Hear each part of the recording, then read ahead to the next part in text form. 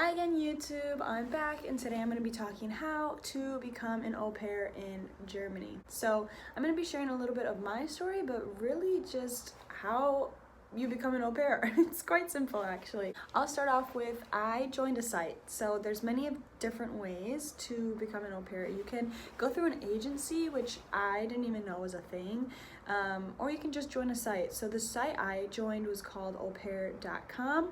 There's like aupair.com, au pair world, there's literally a bunch. If you just Google au pair whatever, it's super simple. Like things will pop up for you. But I joined aupair.com. It was free for me, and I created a profile. So I created a profile basically saying my wants, my needs, what I could bring to the table, what I was looking for, where I wanted to live, just different requirements that I had.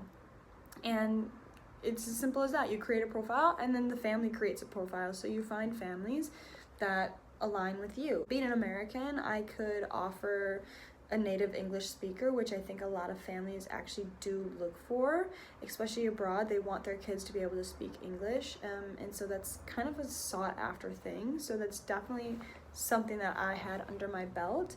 But I also did have under my belt just the experience of working with kids. So in college, I got a degree in sociology with a minor in human services, but I had worked with basically like at-risk youth throughout college.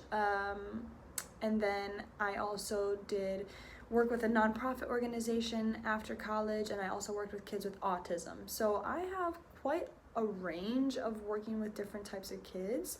So I think that really helped me, but don't be discouraged. I think even if you don't have that work experience, like even if you've babysat growing up or just whatever else, like younger siblings, like whatever it may be, I think that suffices. Basically, you create a profile, you match a family. Really, I will say, like, really look at the family. Really take into consideration the type of like living arrangement you're gonna have, because some au pairs, you just have a room in their house, which that's okay. I think that's pretty normal, to be honest, but some families will offer you, like me, my own apartment.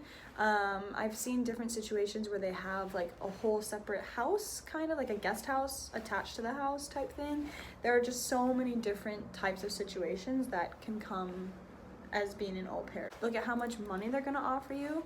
I think also remember that they're paying for your living accommodation and your food. That's pretty standard as an au pair. They pay for your food and your living accommodation, and then you also get like a monthly pocket money, basically. And every country has a minimum. So also maybe look that up if you're wanting to get paid more. You're probably going to be paid more because it's probably more expensive to live there or whatever else. But just look into that. And honestly, if you're looking to get paid more, just talk to the family once you like find a family and be like, hey, I really am interested in your profile, but I am looking to be paid, I don't know, X amount. But in reality, all that money is just like for spending money, or if you have bills back home. Thankfully, I don't have any bills, so all of my cash is just for like spending money, basically for fun. Really make sure you have similar hobbies and interests. Again, remember you're going to be living where you're working, so that's kind of important, because I don't know, just think about like what kind of lifestyle they're going to be having. If you're an active person, you probably want to find a family that is also pretty active. Like, you want to be friends with them, you want to like be chill and relaxed and comfortable with the family you're working for. Like, obviously you're working for them, but ultimately you want to be comfortable and you want to be at ease and you want to relate to them. So basically, you create your profile, you get to know those families.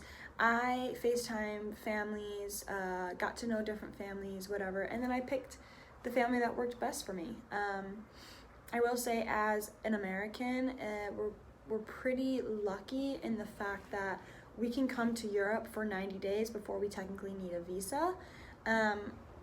And so if you're really just like wanting to go, you can just go, to be honest. I came here before I had a visa. As long as you have an appointment set up, at least here in Germany, you're allowed to stay. That's what they say. I haven't even tried traveling outside of the EU like circle to test if I would get back in, or like just mess with my visa. I don't know, you know, like I am a little worried about it, but I have heard from multiple sources that as long as you have an appointment set up to get a visa, you're allowed in and out as much as you please, basically. You can do that. Otherwise, you can get an actual au pair visa before you come. Obviously, it's different requirements for every different country you live in. Germany, I know you need like an A1 certificate, just like proving you know the German language enough. The family has to have proof of health insurance of you, just like stuff.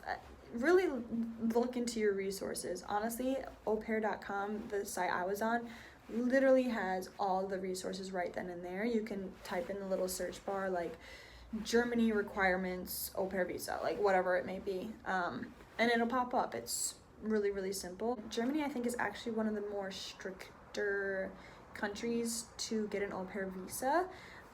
But so now that I'm here, I'm getting actually something completely different. It's called a residence permit, and those are different requirements than an au pair visa. So it's kind of all over the place, but there's just so many different ways to approach it and so many ways to become an au pair. So yeah, that's basically all there is for becoming an au pair. You move here, you come here, the different families will help pay for your ticket to get here or to go back home. Just again, you really have to get to know the family and just look at what they can offer you and what's available for you. That's all I have. I feel like I rambled so much, but I hope I covered everything. Becoming an au pair is actually really, really simple. Quite literally just look at your resources. Google has everything, literally everything, and so it's a super simple process. I mean, the whole visa process and the whole like being allowed to stay here is kind of chaotic,